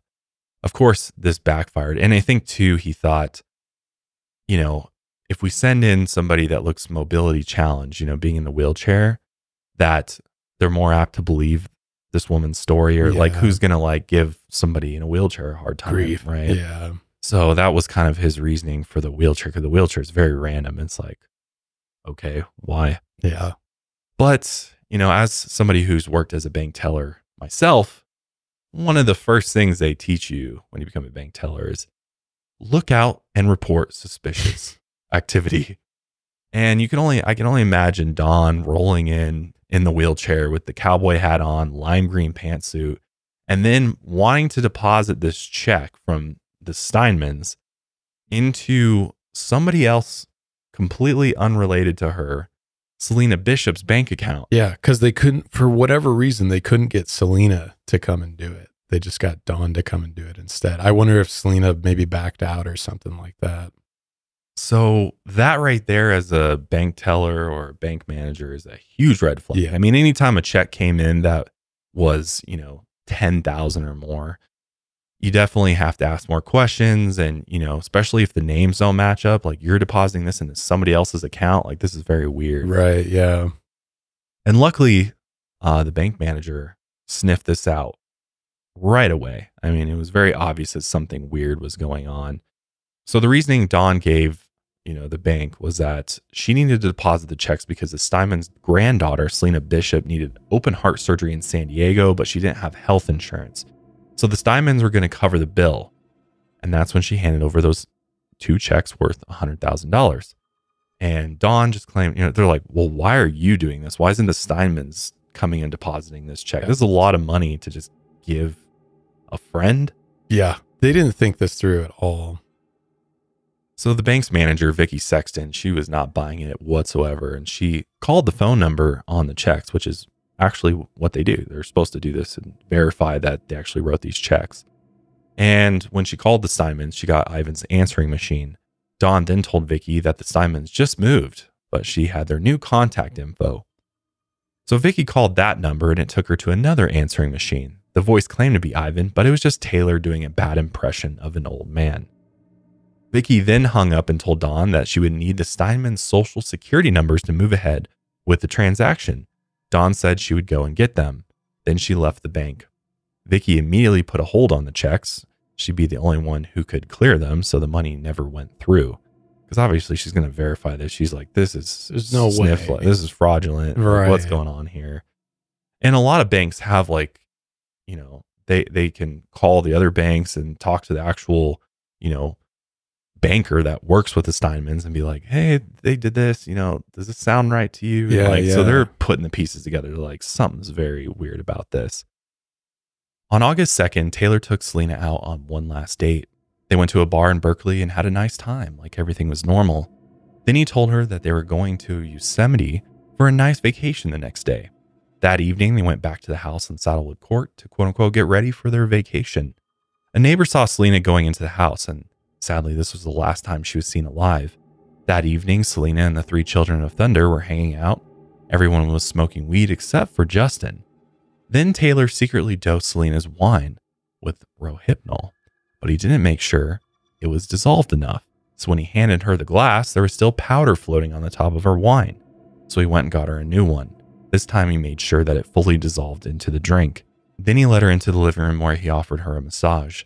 She laid face down on a massage table and Taylor got actually on top of her, straddling her. And that's when Justin came over with a hammer and swung down on her head. It wasn't hard enough to kill her, although it did crack her skull, but it was enough to knock her out. She cried out and raised her hands to defend herself, and the second blow snapped one of her fingers. Justin swung 6 times in total until she wasn't moving. Taylor then dragged her to the kitchen and left a trail of blood along the living room carpet. He ordered Dawn to clean up the blood, and Taylor then dragged Selena into the bathroom to begin dismembering the body. But then Selena began moving and moaning in pain. Taylor then hit her 3 more times over the head, and Justin and Taylor then rolled her into a rug to stop the blood from spreading and dragged her the rest of the way to the bathroom. Just before Taylor slit her throat with a knife, he said, "Spirit says you get to know this isn't a dream." After she was dead, they dismembered her body with knives and the reciprocating saw, and Taylor took a bit of her skin around one of her tattoos and then fed it to his Rottweiler. The rest of her remains ended up in plastic bags like the Steinmans. After Selena's murder, Taylor worried about her mother, Jenny. He knew she had seen his face and he worried she would come poking around. Selena had also once lied to Taylor and told her that Jenny was a private investigator, which wasn't true, but Taylor became even more paranoid. He knew Jenny was currently house-sitting Selena's place because they were supposed to go to Yosemite the next day, so Taylor quickly convinced the Children of Thunder that Jenny also needed to die. It is 2024, beginning of the year. Many of us are making those New Year's resolutions or already have and trying to stick to them at this point. We're all just trying to live a healthier, happier life. And one of the things that I've always struggled with personally is figuring out what types of vitamins and supplements and powders I should be using on a daily basis. Because have you ever been to the vitamin cottage or the vitamin aisle, at the grocery store? There's a million different options there. Care of has made it extremely easy to figure out exactly what types of vitamin supplements you should be taking. And they're all backed by doctors' recommendations, which is super nice. And it's just a short, simple online quiz that asks you about your lifestyle, your health goals. And then it shoots out this doctor-backed recommendation. And there's a lot of things on there that popped up for me that I wouldn't have thought about otherwise. There's lots of adaptogens and other herbs and, good stuff for your body that I had never even heard of before. But when looking at the science behind it, I was like, oh, okay, that might actually be good. One that I'm a big fan of now is ashwagandha. I mean, it's great across the board for sexual wellness for sure. I swear by that. I'm like, anybody having sexual wellness, complaints out there, ashwagandha every day. The cool thing about Care of that I like is that they take all of your vitamin supplements and they dose it out for you in these little compostable packets, which are really convenient. So they send you your box, got your name on it. It's real cute. Put it up on your nightstand or whatever. Each packet has like a little saying on it that kind of makes you smile. It's like a Dr. Seuss quote or something like that. Exactly. So you just pull a packet, tear it open, and then there's your daily dose of all your vitamins. I really like it for traveling. I think it makes it really easy, just how many days you're going, grab, 5-6 packets with you, and then you're set. You don't have to like sort out a pill organizer and do it all manually. So it's really a great convenience, and all the supplements are top notch as well. But you can also buy the bottles if you're not ready to subscribe to the packets, which is great. So you can just try out some of the different vitamins and supplements they recommend. And overall, been really happy with this service. It just takes the thinking out of restocking that or going to the store to buy more. They just send it in the mail when you run out and you're good to go. So right now you can get 50% off your first month subscription with Care of by just going to takecareof.com and enter code lightsout50. Get 50% off your first month subscription with Care of. Just go to takecareof.com and enter code lightsout50. At around 2:15 a.m. that night, Jenny and Jim Gamble had just returned to Selena's duplex after getting drunk at the bar. They went straight to bed on the first floor, and the rental's landlord who lived upstairs, her name was Leora, and her husband Jay, they had actually heard them get home. Jim's snoring after he fell asleep was so loud, Leora had to actually move to her spare bedroom to get some sleep. So a little bit later, Taylor had snuck into the first floor of the house, and moments later, 6 gunshots rang out. Leora and Jay obviously woke up, startled by the noise. At first, Jay thought it was maybe just kids throwing firecrackers at the side of the house, but kind of when he shook off his sleep and came to, he was certain the noises were actually loud enough to be gunshots. Then outside, he heard tires screeching and a getaway car accelerating away from the house down the street. Luckily, at this point, a neighbor had already called the police because Jay and Leora did not call the police at this point. Instead, Jay raced downstairs with a flashlight, and when he tried to open the door to the first floor connected to the garage, which was the only way into that first floor, he noticed it was blocked by a man's limp arm. So he immediately ran back up the stairs and also called police. Here's some clips of those 911 calls. Marin 911, what is your emergency? I'm in Woodacre, and I thought I just heard 6 shots on a gun go off. And then I thought I heard somebody come running down Redwood. We heard someone get in a car. 911, is this an emergency? Yes, an emergency. What's the problem? My tenant's mother and her boyfriend, I guess. Okay, yeah, we have officers on the way out there. A sheriff's deputy showed up to the house a few minutes later. Jim Gamble was found dead on the floor near the garage door. Jenny was found dead in the bed. Jenny had been shot twice in the head. Jim was shot 4 times, once in the calf, twice in the chest, and once in the neck. He had lived for a few minutes after being shot, but Jenny had died instantly. There were no signs of forced entry or a robbery. Yeah, the police quickly came to this conclusion because the couple's like wallets and jewelry and money, everything was still there. Right. It was very obvious that this was a targeted homicide here. Right. Here's actually a clip of Detective Steve Nash recalling what the scene was like.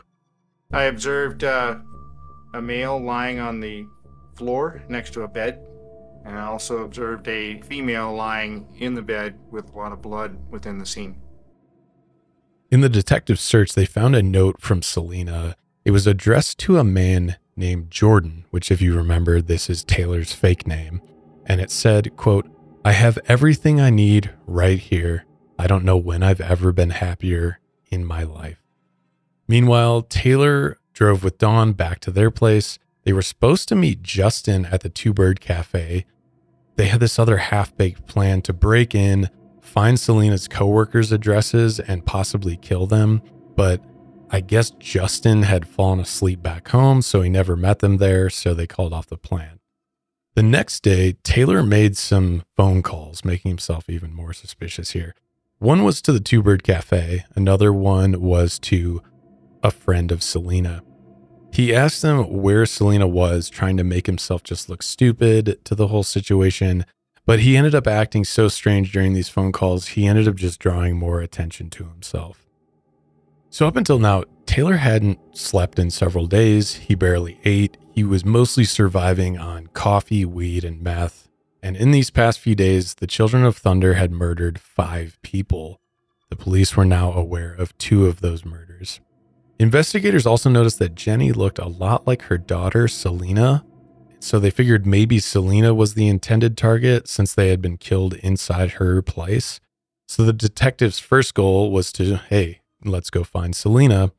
But after some searching, they noticed she was missing. So they went over to the Two Bird Cafe where the employees and friends of Selena told police about the strange phone call from Selena's boyfriend, who they only knew as Jordan. Meanwhile, Taylor was back at the house, extracting the teeth from his victims' heads. He wanted to make them harder to identify, but he didn't necessarily want to extract the teeth himself, so he kind of made Dawn hold the heads, and Justin extracted the teeth with a metal chisel and a hammer. And this is stupid because then they just placed the teeth inside plastic bags, and then those were also added to the duffel bags. All of the remains of the victims were then divided into these 9 duffel bags. So randomly too, they try to like mix them up. Exactly. Yeah. They used the gym weights and a few pavement stones outside to weigh down the bags.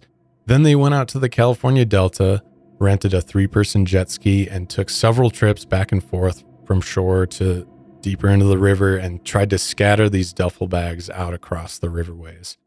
Taylor then ordered Dawn and Justin to take the Steinman's van to a rough neighborhood in Oakland and leave the windows open, the radio on, and the keys in the ignition.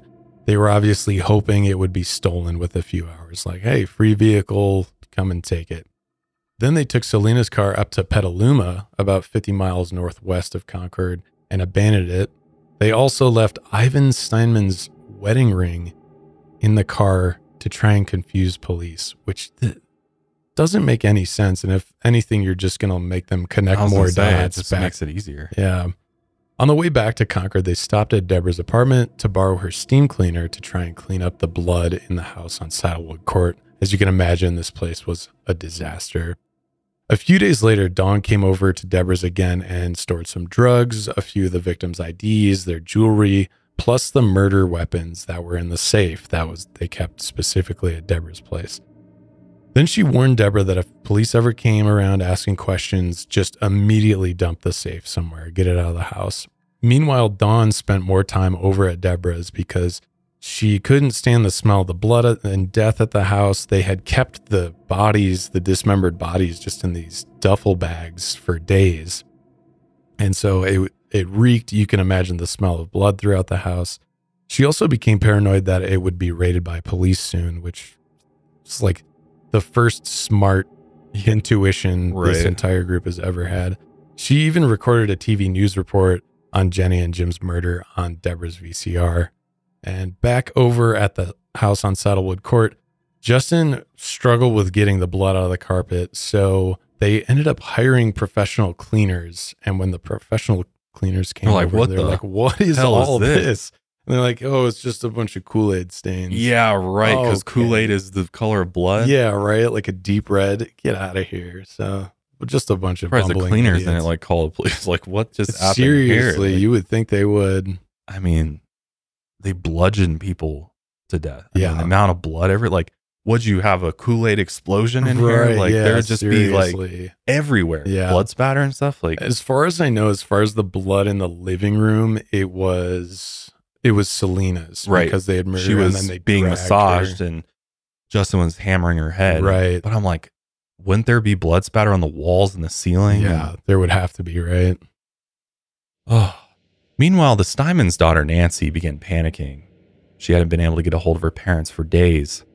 So she went to their house on August 3rd, and newspapers were piled at the door. Moldy food sat on the kitchen, and she found her 2 cats trapped in the bathroom without food or water. And obviously she's like, something is very wrong here. She then contacted the Concord police and filed a missing person reports for Ivan and Annette. Not long after, police connected the dots between the missing Steinmans, Jim and Jenny's murders, and Selena Bishop's disappearance. Detectives also discovered a pager at Selena's work, and phone records showed that the pager had been called by a number connected to Justin Helzer.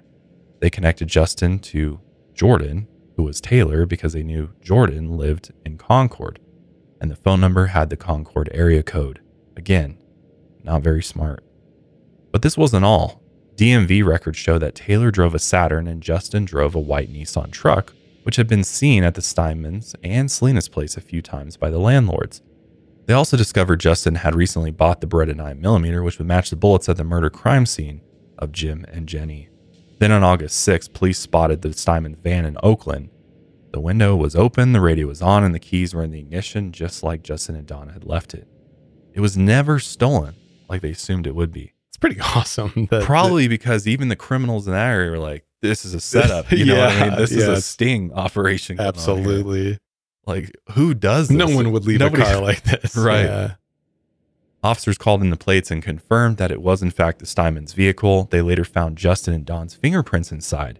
Meanwhile, detectives confirmed who this quote-unquote Jordan guy was by showing pictures of the Helzer brothers to Selena's friends.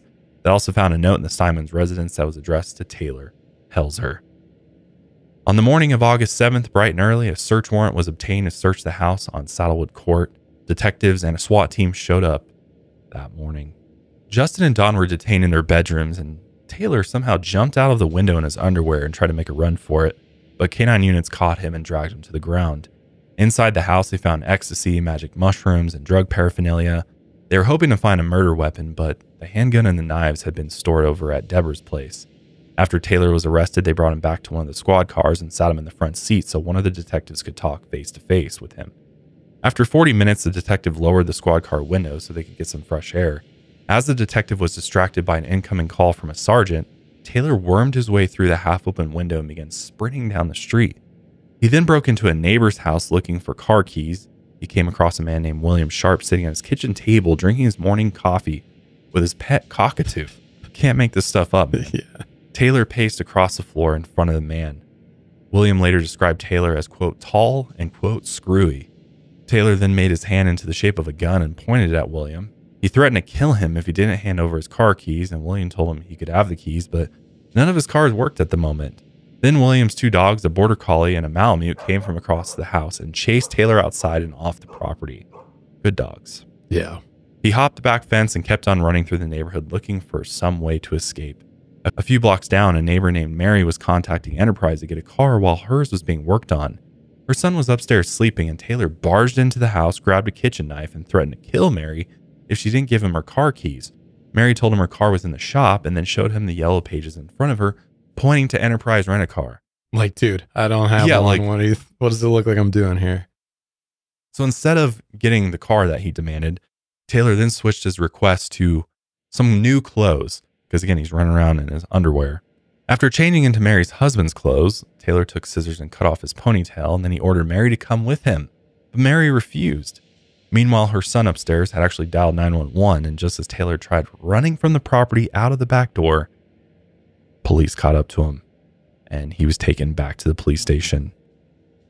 But back at the house on Saddlewood Court, investigators found faint blood stains in the living room carpet, and fans were still running to dry the cleaning process. They also found a Rolodex with Taylor's old clients in it, a receipt for handcuffs, another receipt for leg irons, and rental info on a jet ski on the Sacramento River Delta. It's like everything lines up here. The whole paper trail. You didn't even make sure to destroy all of that. Also, if you guys don't know what a Rolodex is, because I think those are no longer used anymore. Oh, yeah. My parents had one of those. Yeah. So like growing up, we've had it, but that's kind of aging us here. But if you don't know what a Rolodex is, it's basically all your contacts and all their information and their phone numbers and stuff. And you can roll through it and it would kind of flip. And it was usually alphabetized. Ours wasn't. Ours was a mess. We had like some of them like ripped off that were just like jammed in there. And nice. Like, yeah, God, Rolodexes. Now it's just like your contacts on your phone. Yep. The other thing that investigators notice upon entering Saddlewood Court is like The house was a mess. Living room was a mess. They could see the blood stains left over from them attempting to clean it. I'm sure there was other signs of blood in the house. But they noticed that the bathroom was like the only pristine room in the house. And it was very apparent to them that it had been like remodeled, or they attempted to like make it look new again and ripped out a bunch of stuff in there. Because that's where they did all of the dismembering. So right. You can only imagine how disgusting that got, because you might think, oh, it's tile. We could tile just easily stains, wash though. this off. Yeah. And if you think about grout in between the tiles, that's going to stain bathtub? too. Yeah. Like all that stuff is going to stain with enough blood. So yeah, they ended up demoing it, the whole thing, and replacing it, which somehow, yeah, in the midst of all this other stuff going on. In Taylor's room, they found quotes from the Book of Mormon and other religious books next to pornographic magazines. Those two obviously go together. Makes sense. He also had made a bunch of strange flow charts and ideas for various plans he'd come up with over the past several months. Some were plans on how he would come up with alibis, or how he'd explain the murders as self-defense.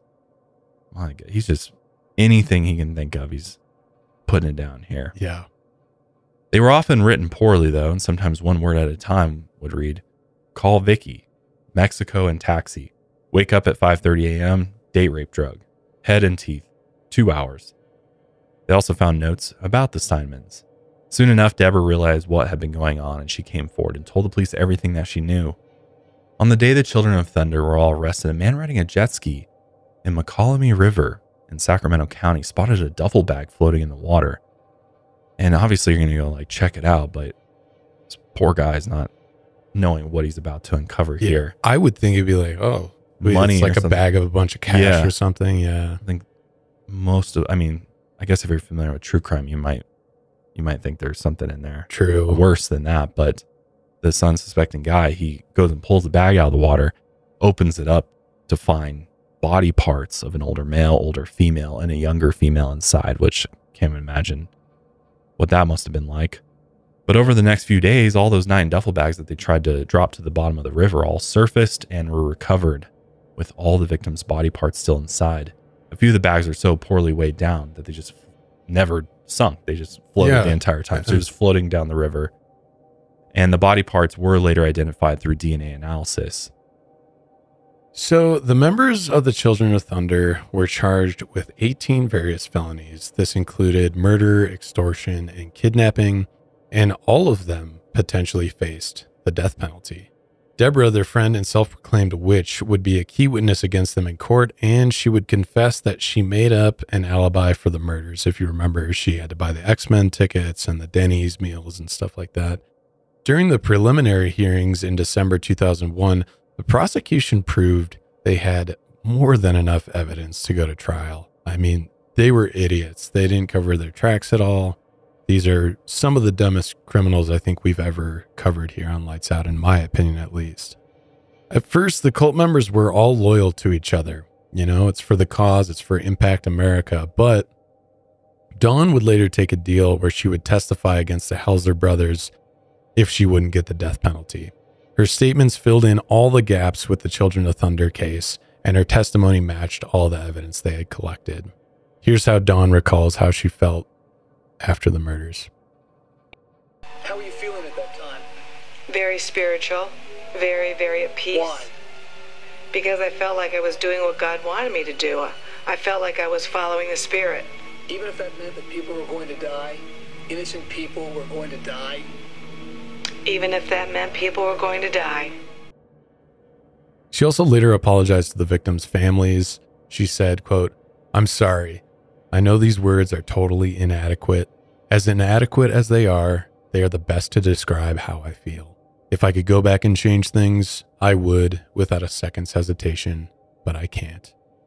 Dawn Godman was sentenced to life with the possibility of parole after 37 years. She is currently serving her sentence at the Central California Women's Facility, located in Chowchilla, California. Now, as for Taylor, his trial was about to start. They were in the jury selection process when he suddenly decided to plead guilty in March 2014. Justin was the only one of the 3 of them to plead not guilty by reason of insanity, so he would go to trial. His defense argued that he was mentally ill and blindly followed his older brother. They told the jury that Justin truly believed his brother was a prophet of God.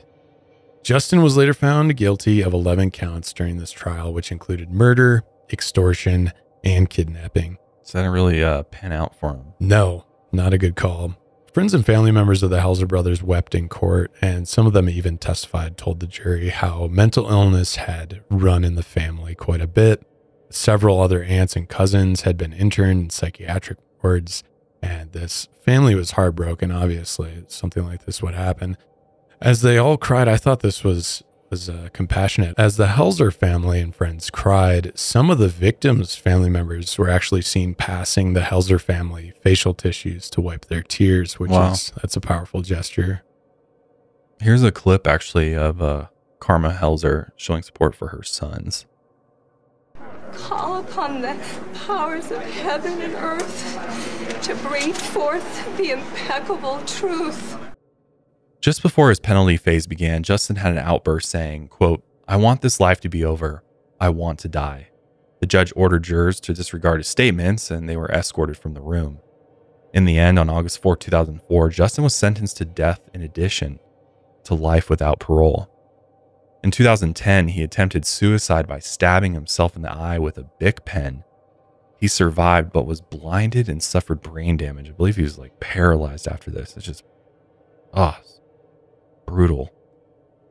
In June 2012, journalist Nancy Mullaney became the first reporter in a decade allowed inside of California San Quentin State Prison death row, and this is where she got an opportunity to interview Justin.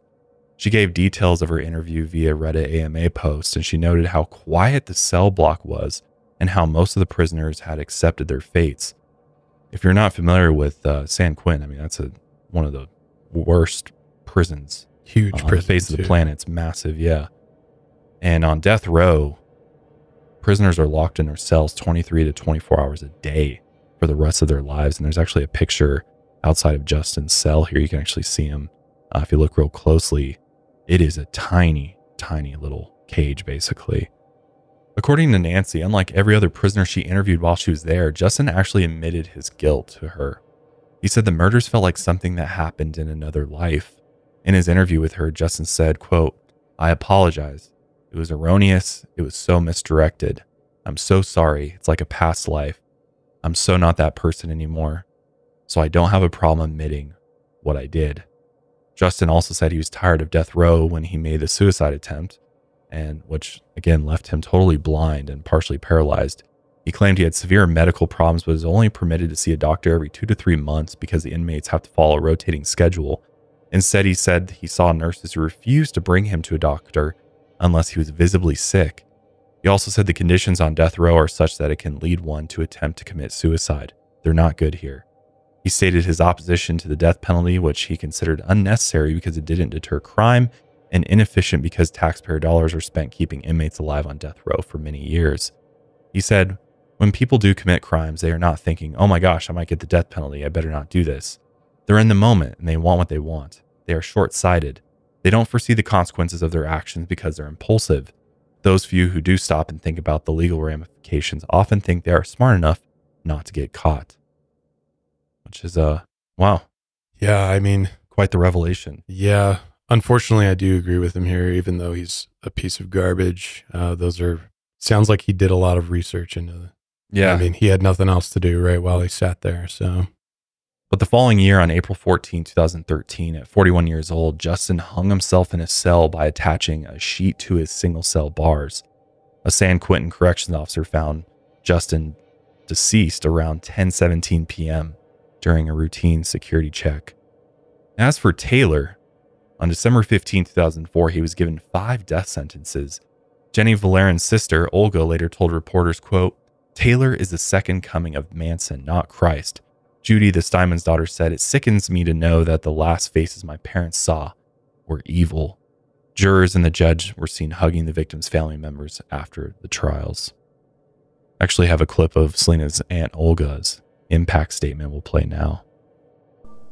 There's no closure. When you walk out of the store and you get a glimpse of your niece, And you have to look back again and you realize it was just a sight. It wasn't her, you know. Oh, you see your sister at every turn, but your sister's not there. Taylor Helzer is currently 53 years old. He's on death row at the Richard J. Donovan Correctional Facility in San Diego. His latest appeal claimed police violated his Fourth Amendment rights by seizing items not listed on their search warrant when investigating his home. It was rejected very recently here on January 22nd, 2024. And at the time of this recording, he still remains on death row with no execution date set. So there you have it. Yeah, that's a heavy one. Yeah. And that story is wild. I'm surprised it's not more mainstream. Seems like a pretty high profile case, especially in California. But man, these were, in my opinion, some of the dumbest criminals I think I've researched. Paper trails, witnesses, blatantly drawing attention to themselves at every single beat of this case. Some of the stupidest idiots. And yeah, it's just all around a sad circumstance. For what? Yeah. And I think that's the worst part, is that they're so stupid, yet they did so much damage. Yeah. They took people's loved ones, family members for literally no reason. Yeah. I mean, it seemed like they had no solid plan. It was just kind of like on the fly. I mean, especially when we find out he has all these ideas written down, and I just see him messed out. Yeah. Just constantly like obsessing over this idea that he has of transform America and these grandeur visions he's having. And it's just, I think the drugs really played a huge part in this ending up where it did. Yeah. And going to the extreme that it did. Yeah. Cause I mean, who knows, like he could have just started his weird little counseling program and like maybe a semi-successful self-help program if you really wanted to do that, but charge money for it. Yeah. And I think also mental illness is at play here, you know, hearing those voices as early as 14, that has to play into it. Right. Ultimately, in my opinion, I feel they got the punishment they deserved. I think, you know, obviously there's a lot of controversy around death penalty and, you know, whether that should be a legal thing or not. But in my opinion, I feel I was adequate for the crimes committed here. And I think, you know, the victims' families probably felt somewhat relieved knowing that they're ultimately, you know, never going to see the light of day again.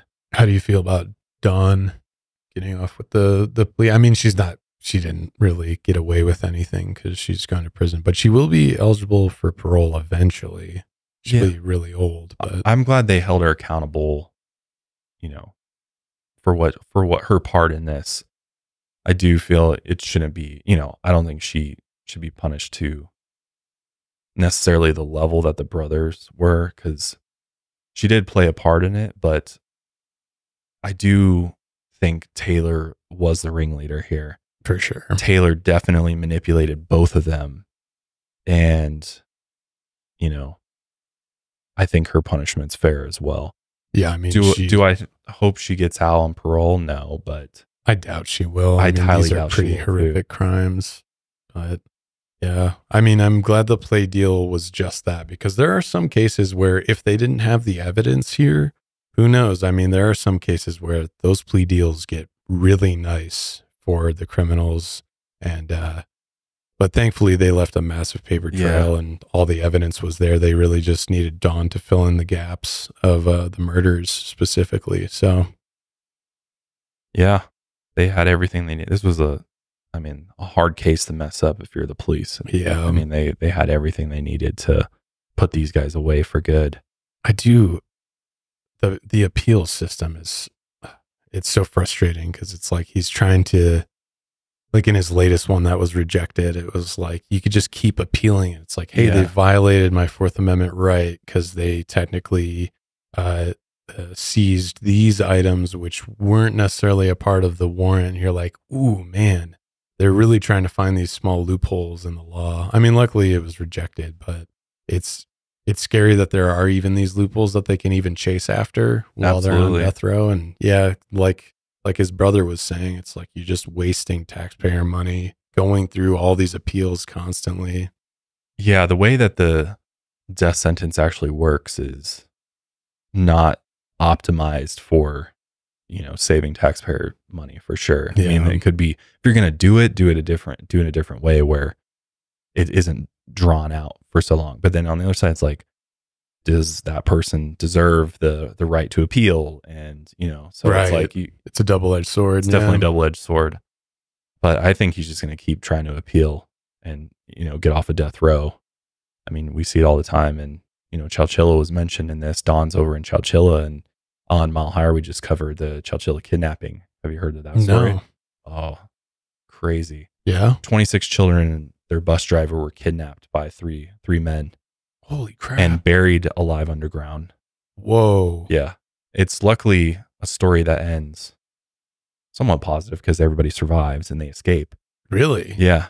They're buried alive? Yeah. They trapped them in a moving van.